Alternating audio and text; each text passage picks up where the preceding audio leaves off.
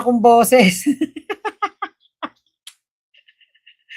Ayun. Ayun, sabi ko dapat kanina pa ako nakapagsimula kaya lang nandun kami sa GC namin. Ang sarap ng kwentuhan kasi naalala namin si Mima at yung mga kalokohan na ano, mga kalokohan ni Mima.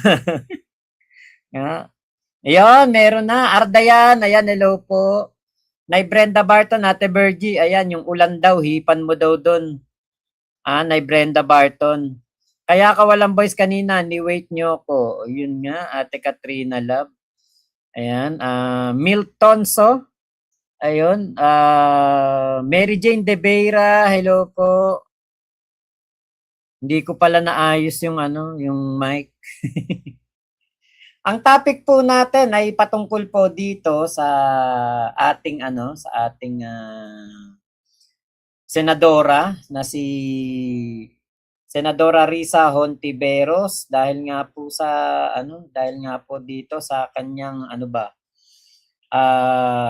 mga banta na natanggap noong pong siya ay pumunta sa burol ni Mima Alicia.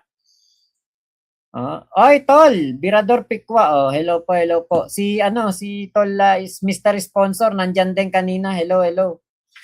Wala pala tayong mic kanina. Kakamadali ko na eh.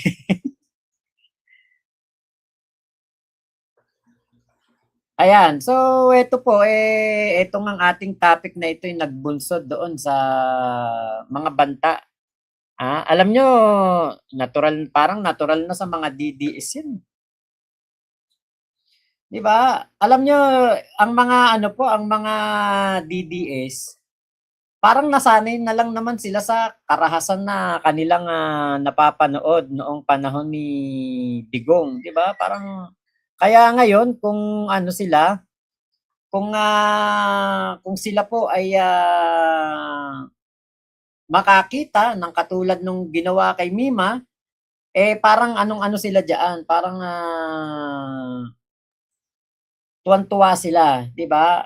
Nakakalimutan na nila maging ano, maging Kristiyano na takot po sa Panginoon. 'Di ba? 'Yun ang nakikita ko parang natatakot ako nung meron pong namatay yung si Shawin ba, Shawin o Shiwan, yung namatay na DDS vlogger. Hindi ko magawang pagsalitaan 'yun o i-bash kasi nga siyempre, ako po'y ano, ako po takot na magsalita ng gano'n kasi siyempre laking ano ko laki ako sa lola eh. "Oy eto na tol oh, akyat kayo kung sabihin mo sa kanila akyat dito sila magkuwentuhan. Sabihin mo kila ano, kila Tol Nyolo saka kila Tol Chris Ulo at Ballpoint Man. Eto yung hagdan na, pakipasa mo na lang tol Tol Birador, Pikwa. Yan ang isa sa mga tropa pips natin, si Tol Pikwa ang umasiste sa akin kahapon nung pumunta tayo kay Mima, siya ay sumundo sa akin sa baba eh. Shen Wayne, ayun, Ate Ardayan. Si Christina, Christina ba to? Ex-Tina, shout out. Tong si Tol Pikwa ang umalalay sa akin kahapon nung pumunta ako kay Mima. Kaya salamat Tol Pikwa. Okay, admin ng BMB si Extina. Christina yan eh, no? Cereza for spam, hello po. Ngayon, alam niyo po, ang mga, oo nga, oo, tol, oo nga, yun nga, Mr. Sponsor, hindi tayo nag-abot. Alam niyo, yung karahasan po na nakamulatan na ng mga DDS nung kapanahunan ni Digong, parang ano na sila, parang nakasanayan parang wala na lang sa kanila yan. Parang yung ganyang karahasan, parang ano na sa kanila yan, yung normal na lang. Kaya po, sila, nung ano yan, nung nangyari yan kay Mima, naging masaya sila. Kasi nga, nakalimutan na nila na meron silang Diyos na dapat katakutan na nandun sa taas. Kasi ang dinidiyos na nila, yung nandoon sa ICC. Yun na ang kanilang dinidiyos. Yun na ang kanilang gustong sinasamba nila at dinadasalan. Kaya hindi na po kataka-taka na ito pong ating mga kababayan na ito, eh, yung baka sakali, 'di ba, sa mga darating na panahon sila naman na makaranas niyan kasi may ano, may karma, 'di ba? Kaya ano po ito, kumbaga yung pagbabanta nila dito kay Senator Risa Hontiveros dahil lamang pumunta sa burol ni Mima, eh, ito lamang ay pagpapakita na sila po ay wala na po silang ibang iniisip ngayon kung hindi po puro kasamaan. Yan ang epekto ng pagiging DDS. Yan po yun. Sabi nga dito ni Senator Risa Hontiveros, ayan, sabi niya, I condemn the wave of death threats and pro-killing comments that erupted online following the death of vlogger Mima Alicia. Sa halip na makiramay, may mga nagdiriwang sa gitna ng kamatayan at nag-uudyok pa ng karahasan. Ngayon naman, marami rin ang tahasang nagbabanta na ako daw ang susunod. We are taking this threat seriously. My staff has routinely deleted and reported these disturbing comments on Facebook, and we have submitted to the NBI the names and screenshots of hundreds of Facebook users who have threatened to kill me. I call on social media platforms and law enforcement to act decisively against this culture of impunity online. Yan ang pinamulat ni Digong sa kanyang mga followers, impunity. Hindi dapat maging normal sa atin ang pagbabanta sa buhay ng ating kapwa. Kahit gaano kalalim ang pagkakaiba natin sa politika, may hangganan ng ating mga pagtatalo.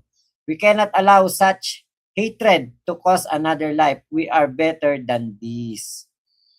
Sa totoo lang yung si Harry Roque, no? Buti pa nga si Harry Roque kahit na ganun yung butanding na yon. Wala siyang masamang comment, bagkus nakiramay pa siya sa pamilya ni Mima at kinokondena niya. Kinokondena niya ito nga nangyari kay Mima. Wala daw dapat na na nangyayaring ganto sa demokrasya. Ito po yung mga example ng mga mga comment Alam nyo kapag tinignan mo yung eto syempre meron din akong FB page. Magko-comment, Pablo, ikaw na ang susunod, Makmak, kabahan ka na, mga ganyan.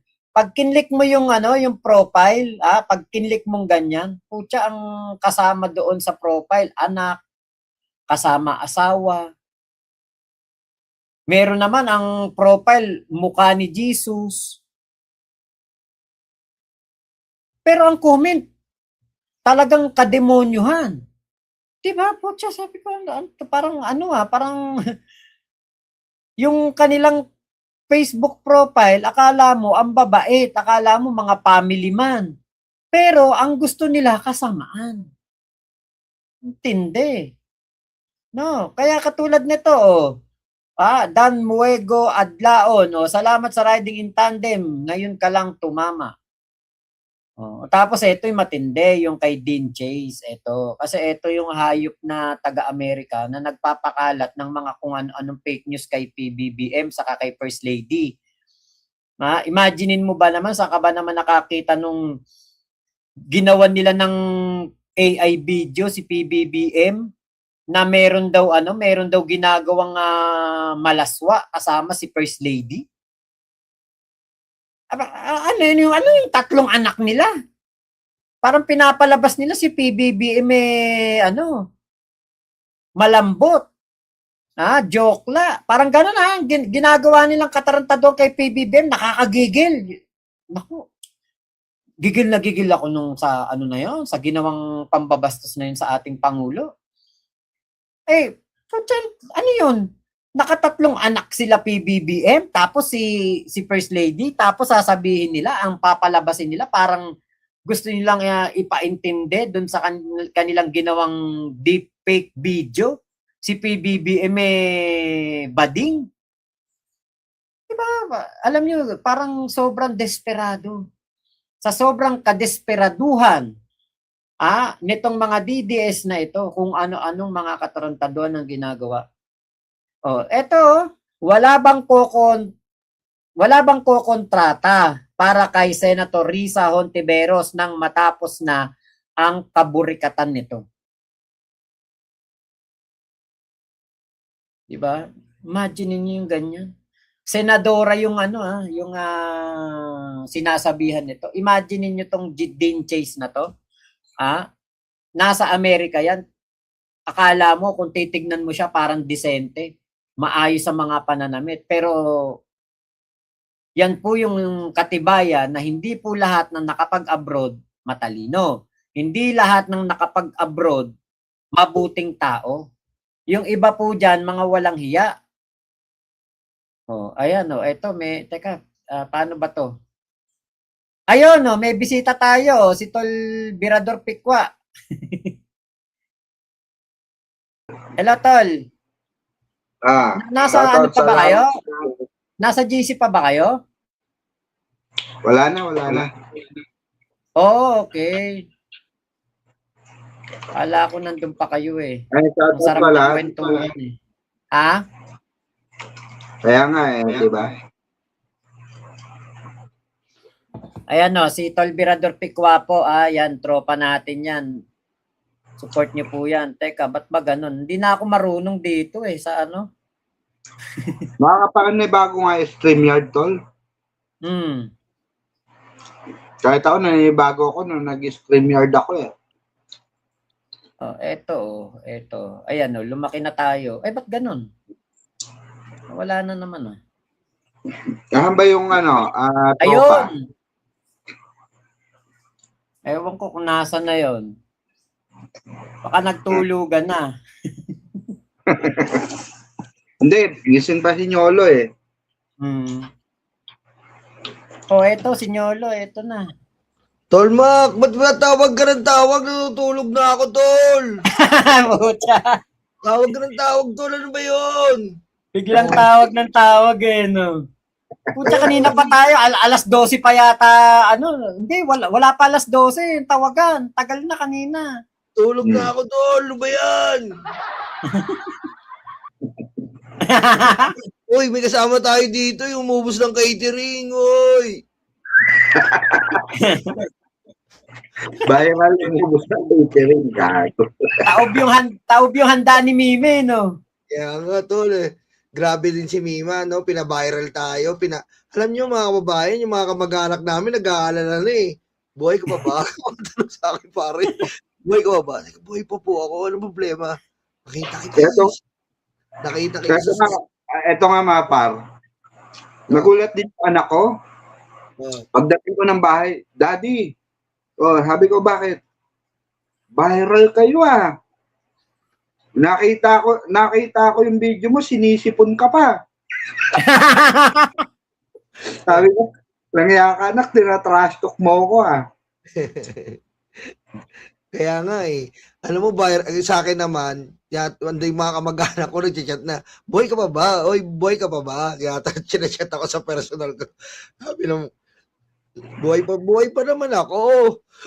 Tapos yung Tol, marami sa atin, nag-message na mag-ingat tayo, diba? Kasi kaibigan tayo ni Nima Baga parang ano mo naman problema? Tol, ang problema ko ngayon, Tol. Oy, Mr. Sponsor. Ang problema ko ngayon, medyo maraming babaeng dumidikit sa akin, Tol Ito, yun ang mga Tol, yun ang problema ko ngayon. As of the moment, yan ang problema ko, yung baka mag-broken family kami. Kasi ngayon lang ako naka-experience ng ganitong klaseng catering Alam mo, catering na naman. Nakita ko nga, Tol Nyolo. Ibang klase yung mga halik sa burol nila. Grabe yung mga umalik sa atin sa burol ni Mimi. Amoy Tol, ipicacent oil. Grabe, Tol. Ayan na naman. Mga Mr. Sponsor, Hinaalikan tayo. Puti kami ipikat sa Uy, lo, sabi ko, iba na to Sabi ko, kamalo ko. Lang Iba yung iba yung perfume, no?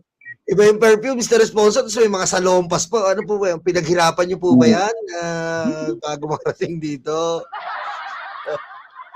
Talagang tol Oo, talagang hip-hop yung tol, yung mga kulubot na mga hip-hop tol, always Mga gangster yung iba mga gangster.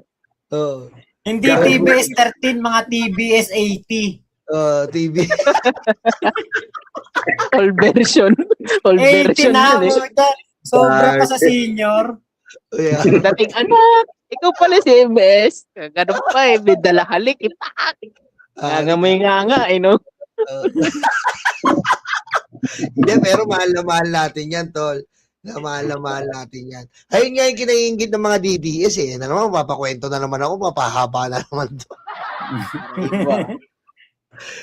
Hindi, nandito lang po kami para kay Boss Macmac kasi si Macmac tawag po ng tawag sa amin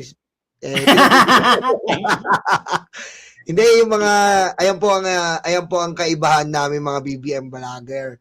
Kasi po kami isipin nyo, proud kaming makisama sa inyo. Doon na lang po kayo makapagtataka Sa mga, tignan nyo po yung mga DDS. Tignan nyo kung proud silang makipagsalamuha sa mga totoong tao. Kami proud po kami. Kasi po, totoo yung pinaglalaban namin. Kaya proud kami, harap-harapan tayo, makikipag-usap kami sa inyo, makikipagtalakayan kami sa inyo kasi totoo po yung sinasabi namin. Hey mga DDS, wala pong ginawa yan kundi magtago para makapag-paint nyo sila. Ganyan po yan. Hindi ko naman kinukumpara sa grupo namin Yung grupo po namin kasi, yan, pinakita nga namin sa inyo, nakita nyo, yung binabas kami ngayon na may patay daw, tatatawa kami. Anong gusto nila? Kanila Yusek Claire. Gusto mo, ang plastic naman doon, di ba, tol? Iiyak tayo doon. Para kang tanga. Hindi nga, tol. Nung, di ba, nung nag-iiyak, nagsasabi sila, nagka-drama daw tayo para i-connecta kay, BP Sara nila na magnanakaw, di ba? Sabi ko, anong gusto nyo? Pag malungkot kami, may nasabi kayo. Pag masaya kami, may nasabi kayo. Kaya kahit ano pong gawin natin, mga kababayan, yan po ang naratibo nila. Diba? Ang gusto nila, wala tayong lulugaran. Ganun yun. Ang hirap nito, tol, kasi alam mo, nung bata ako, kukwento na naman ako. Sponsor, Macmac kasi tawag ng tawag sa atin, natulog na tayo. Nakatapos ko lang mag-live. Nakatapos ko lang mag-live din. I-share ko nga, sorry kadarating ko lang kasi. Nung bata kasi ako, tol, talagang pinag-aartista ako ng nanay ko tol, pinag-aartista. Ayaw mo nawala Pinag-aartista ako, sumasali ako sa mga commercial ng nak, may commercial ng Milo, pumunta ka. Tapos pagpunta ko doon, ako yung star, yung pala, ako lang yung tiga-ina sa likod.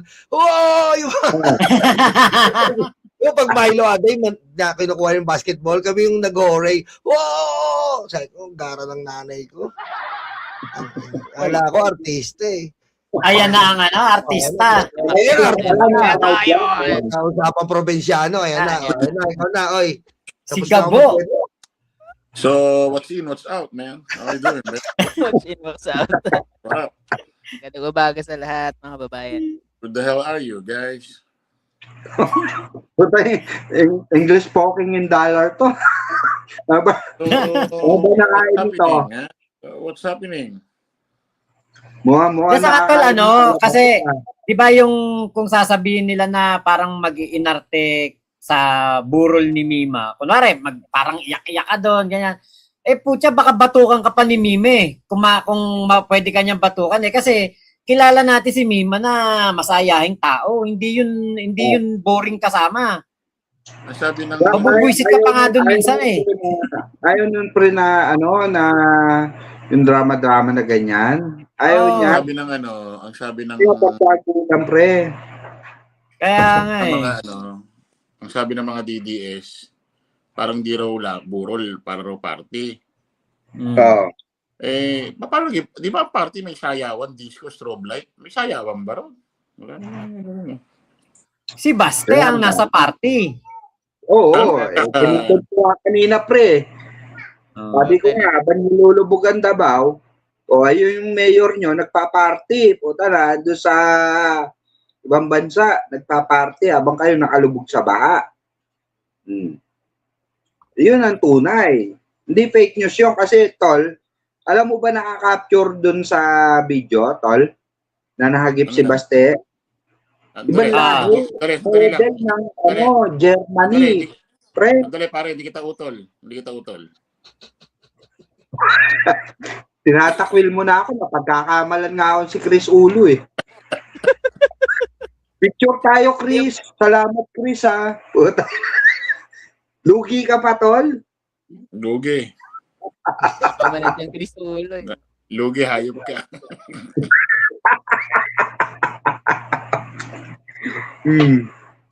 Asa si So, Ballpoint? ito. Asa si Ballpoint? As usual. As usual. Ayun. Nag-upload siya, nag-upload. Ano ba topic nyo? Ano bang ano natin? Tol, yung kay Risa Ontiveros, yung ano ko. Yun nga ito topic ko mamaya pagka nag-live ako. Pucha, Yun nga, yung pinagbantaan kasi. Hindi din tol. Dahil topic ko na yan. Ito nga yung sabi ko, tol. Mga tol, ito nga sabi ko. Mas maganda niyan, talagang talakayin yan sa Senate. Kasi hindi na biro. Ito tol, simula nung impeachment na nagbanta si Sara kay Pangulo, parang nagiging regular na. Kasi hindi pa na parang naratibo ng DDS na okay lang magbanta sa buhay, di ba? So kasi ang sinusunod nilang naratibo rito, pre, sa mga Duterte, kay Sara, kay Digong, di ba? So, parang ang nagiging kalabasan dito, kailangan inormalize na natin sa Pilipinas yung pagbabanta kasi hindi naman yung krimen. Parang ganun yung gusto nilang palabasin. Kaya sabi ko nga sa live ko, bangon naman tayo, Pilipinas. Hindi naman ganyan yung Pilipinas nung araw, nung barangay tanod yung di ba? Si Digong kasi mga kababayan, ito sorry to say mga DDS. Nung naupo si Digong, napagtanto namin na ng mga nakasupport kay Digong, parang barangay tanod kung magpatakbo ng Pilipinas. Totoo yan real talk. Daig pa siya ng barangay chairman. Oo. Daig pa siya ng barangay chairman. Buti nga ang barangay chairman, pre, may curfew diba? Buti nga ang barangay chairman, may tawag dito, may mga event, diba? Uta si Digong, pre. Si Digong, ang gusto, patayan. Diba? Bata, iba tama ang level sa'yo, bata. Iba tama. Real talk lang, parin Yolo. Kahit inapi mo ko sa sakya mo kahapon.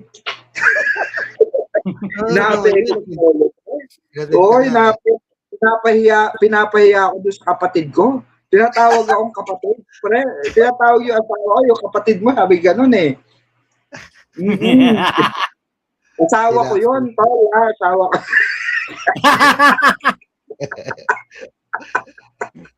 Ayot talaga to si Nyolo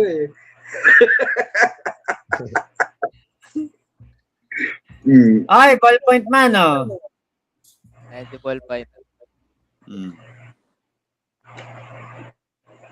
Ano masasabi niyo diyan kay Risa? Tama ba yung hakbang niya, paimbestigahan niya?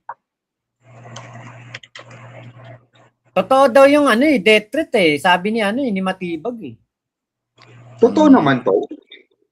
Hindi, alam nyo, ako muna tapos si Ballpoint mo ang tumatagay pa si Ballpoint Ako kasi, mga kababayan, ako naniniwala ako na dapat aksyonan na kasi kita nyo naman po sa impeachment ng mga putang ng mga senador natin, nakita nyo po. Imbis na suwituin po ang ganyan threat, biro mo, sabihin ni Cayetano, hindi pala pinatay si Sarah eh. Ba't matatakot sila? Hindi nila pinatay si Sarah, so safe sila. Sa putangin ng ano ba naman na argumento po 'yon? Hindi po ganoon ang argumento. Kaya nga po ang threat, grave threat, 'di ba? Grave threat. Yung grave patay, yung threat pananakot. Pananakot, pumatay. Ang bobo ka naman ng mga senador pag hindi mo pa nag-gets yan, samantalang tayong ordinaryong mga tao po na-gets natin. Hindi mo pwede sabihin, aba, hindi naman, kailangan pala mamatay naman si Sarah. Di ba? Ang tama po nun. Hindi po Tsaka ganun. hindi, Hindi po wait lang. Ano kasi, Ayan, gising na. Okay, ikaw na. Hindi na loading. kakapasok ko lang, hindi ko alam pinag-usapan nyo dito. Hindi, yun pala yung pinag-uusapan nyo, no? Mga tol, dagdag ko lang. Hindi lang grave threat pinag-uusapan dito. Kung grave threat ba yon, nakagawa ba ng krimen si VP Sara, pinag-uusapan dito, hindi dapat ganun ang asal ng pangalawang presidente ng Pilipinas. Yun, tama. Hindi ganun ang dapat pananalita, hindi dapat ganun ang attitude. Hindi lang grave threat ang pinag-uusapan dyan, yung ugali, yung attitude. Hindi dapat ganun. Code of conduct, tawag niyan. Kung si Lenny magganyan, putya, di ang daming... So, ito nga, etong si Diretso mo na kasi, puro ka, eto nga, wait lang, nagsasalita kayo eh, paano, etong si Sara Duterte kasi, etong si Sara Duterte, kita naman talaga na pagbabanta talaga yung kanyang ginagawa. And then, halata naman yung ginagawa nila Cayetano, itong magkapatid na Cayetano na pinagtatanggol nila si Sara Duterte. Pero para sa atin na mga Pilipino, wag na po tayo maging bulag, no? Halata naman po na kahit kahit normal na tao, subukan niyo magbanta sa presidente or kahit sa senador, malamang sa kulungan yung bagsak nyo. Pero itong si Sara Duterte kasi, kita naman po natin na hindi nga masabi ng kanyang mga taga-depensa na not guilty si Sara Duterte, pero 'di ba? Hindi nila masabi 'yon. Pero tingnan nyo, puro technicalities yung kanilang sinisilip po. Hindi nila masabi na not guilty ang kanilang magnanakaw na si Sara Duterte. Oo. So klaro po 'yon mga pre na para sa atin hindi naman tayo bobo. Oo, hindi naman po tayo bobo, pero kitang-kita po na niloloko po tayo nitong kampo ni Sara Duterte. Bakit? Manlilin lang ang kampo ni Sara Duterte, magnanakaw ang mga hayop na 'yan, no? Kitang-kita naman po. So ang maniniwala lang sa kanila mga tangang kapwa nilang DDS eh. Tayo na mga nandito ngayon, na mga nanonood dito kay Tol Mac Pablo, paki-subscribe na lang po. Maniniwala ba kayo sa kanilang palusot? Hindi, di ba?